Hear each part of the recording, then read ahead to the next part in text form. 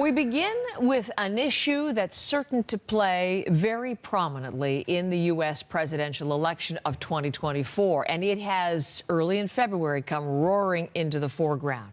A special counsel report has raised serious questions about President Joe Biden's memory and mental faculties.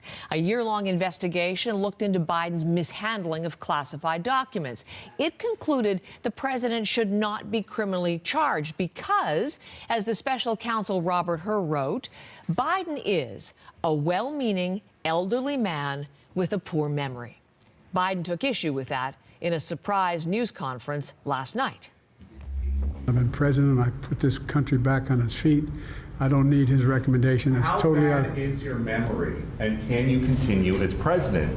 My memory is so bad, I let you speak. In December, you told me that you believe there are many other Democrats who could defeat Donald Trump. So why does it have to be you now? What is your answer to that question? Because I'm the most qualified person in this country to be president of the United States and finish the job I started.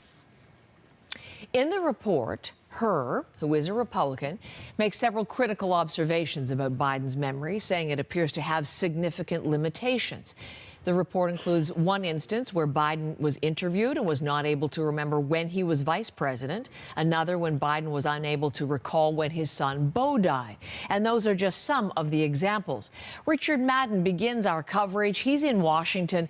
Richard, this was a fiery news conference last night, and certainly Joe Biden tried to rebut the characterization of him in this special counsel report. What else did he say and do to try to debunk what Hur was saying?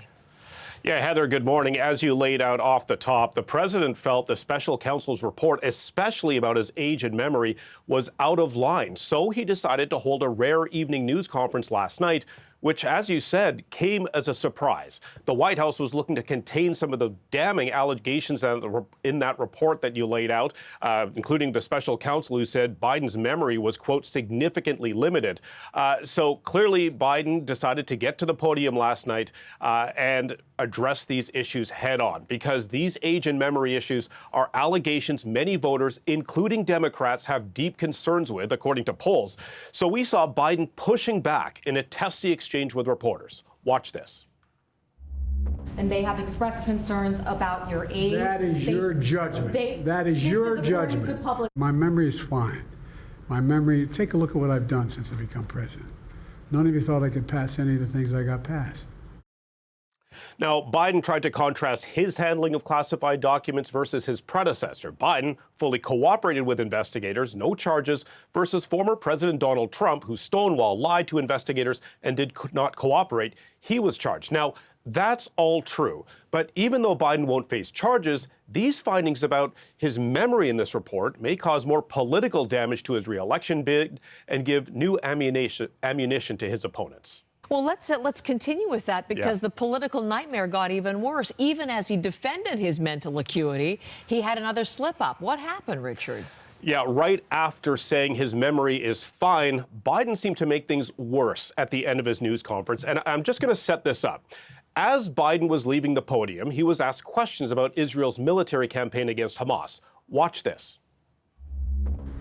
The conduct of the response in Gaza, in the Gaza Strip, has been over the top. So it was after that, as he spoke in broader terms about the conflict, he tried to reference the president of Egypt, but seemed to get confused. Take a listen. Initially, the president of Mexico, el-Sisi, did not want to open up the gate to allow humanitarian material to get in. I talked to him. I convinced him to open the gate. So he was referring to the president of Egypt, but he said the president of Mexico. Now, the White House quickly tried to downplay this, saying it's a minor slip-up and not a big deal. But Biden has mixed up the names of the German chancellor, the French president, in the past few weeks. So now both the Trump campaign and Republican campaign seized on this gaffe and will no doubt make this part of their campaign heading into November. Richard, thank you very much. Richard Madden in Washington.